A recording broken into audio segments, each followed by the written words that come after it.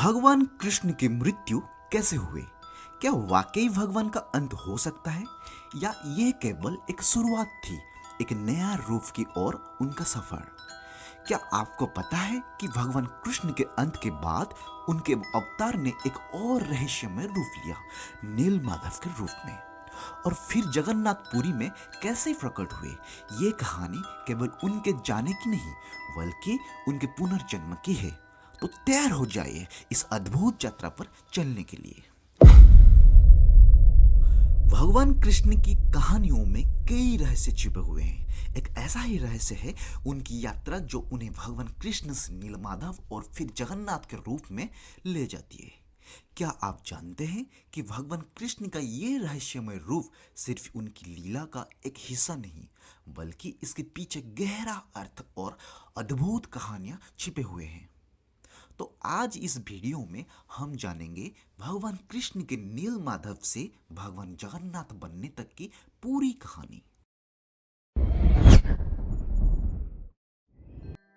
भगवान कृष्ण, जिनका जीवन हमेशा रहस्य और चमत्कारों से भरा रहा, उन्होंने अपनी सारी लीलाओं के माध्यम से अपने भक्तों को मोक्ष का मार्ग दिखाया। महाभारत युद्ध के बाद जब द्वारका में शांति थी तो भगवान ने महसूस किया कि उनके समय का अंत निकट आ चुका है। और इस यात्रा की शुरुआत यहीं से होती है जब भगवान कृष्ण ने देह छोड़ने का निर्णय लिया।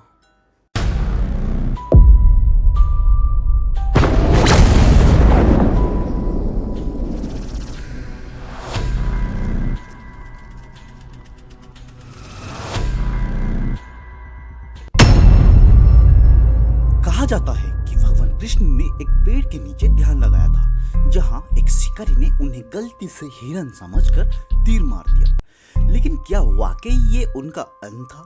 कई लोग मानते हैं कि भगवान कृष्ण का अंत नहीं हुआ बल्कि ये सिर्फ एक नई शुरुआत थी।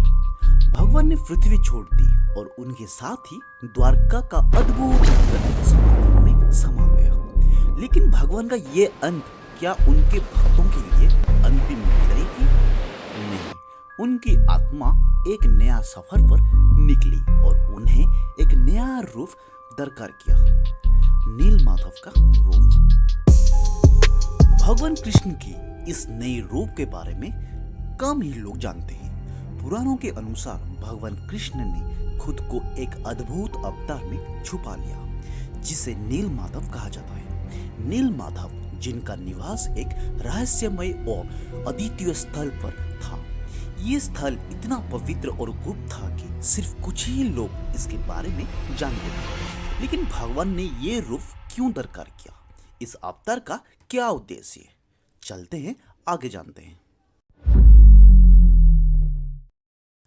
अब कहानी में प्रवेश करते हैं उज्जैन के राजा इंद्रद्युम्न, जिनकी एक ही इच्छा थी भगवान के इस रहस्यमय रूप की दर्शन करना। एक दिन उन्हें स्वप्न में भगवान नील माधव के दर्शन हुए और इसके बाद उन्हें ये प्रण लिया कि वह उन्हें ढूंढ कर ही रहेंगे। राजा ने नील माधव की तलाश में कई स्थल पर यात्रा की, कई कष्ट झेले, लेकिन उनकी भक्ति और आस्था ने उन्हें कभी पीछे नहीं हटने दिया। वो जंगलों, पहाड़ों और नदियों के पार भगवान नील माधव के दर्शन के लिए भटकते रहे। काफी समय तक भटकने के बाद राजा इंद्रद्युम्न ने आखिरकार उस स्थल का ढूंढ निकाला जहां भगवान नील माधव निवास कर रहे थे। ये स्थल था एक घना जंगल और वहां एक विशेष वृक्ष के नीचे नील माधव की अद्भुत मूर्ति स्थापित थी। ये कोई साधारण मूर्ति नहीं थी, इसे दारू ब्रह्म कहा जाता था। अब यहाँ कहानी में एक और रहस्यमय मोड़ आता है। नील माधव के दर्शन के बाद राजा इंद्रद्युम्न ने भगवान की आज्ञा से पुरी में एक भव्य मंदिर का निर्माण करवाया। भगवान ने स्वयं राजा को स्वप्न में दर्शन देकर कहा कि वह पुरी में एक नए रूप में अवतरित होंगे, भगवान जगन्नाथ के रूप में। भगवान का ये रूप जगत का नाथ यानी जगन्नाथ कहलाएगा। ये नाम इस बात का प्रतीक है कि भगवान ने पूरे संसार के नाथ के रूप में अपने भक्तों का कल्याण करने के लिए ये रूप धारण किया। पुरी का जगन्नाथ मंदिर, जहां भगवान जगन्नाथ अपने भाई बलभद्र और बहन सुभद्रा के साथ निवास करते हैं, आज भी आस्था का अद्भुत केंद्र है। लेकिन यहाँ केवल उनका निवास ही नहीं, बल्कि एक और अनोखी परंपरा है, रथ यात्रा। रथ यात्रा में भगवान जगन्नाथ एक विशाल रथ में सवार होकर अपने भक्तों के बीच आते हैं। ऐसा माना जाता है कि ये रथ यात्रा केवल एक धार्मिक अनुष्ठान नहीं, बल्कि भगवान के भक्तों के लिए उनके साक्षात दर्शन का एक अवसर है। इस यात्रा में भगवान स्वयं भक्तों के बीच आकर उन्हें आशीर्वाद देते हैं। तो दोस्तों, भगवान कृष्ण से नील माधव और फिर जगन्नाथ बनने तक की ये कहानी केवल एक धार्मिक कथा नहीं, बल्कि ये भगवान के भक्तों के लिए उनका प्रेम, उनका त्याग और उनका आशीर्वाद दर्शाती है।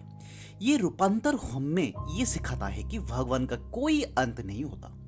वह हर युग में, हर रूप में अपने भक्तों के साथ रहते हैं। अगर आपको भगवान कृष्ण की इस अद्भुत और रहस्यमय यात्रा की कहानी पसंद आई हो तो वीडियो को लाइक और शेयर जरूर करें और चैनल को सब्सक्राइब करना ना भूलें, ताकि हम आपको ऐसे ही पवित्र और अद्भुत कहानियां सुनाते रहेंगे।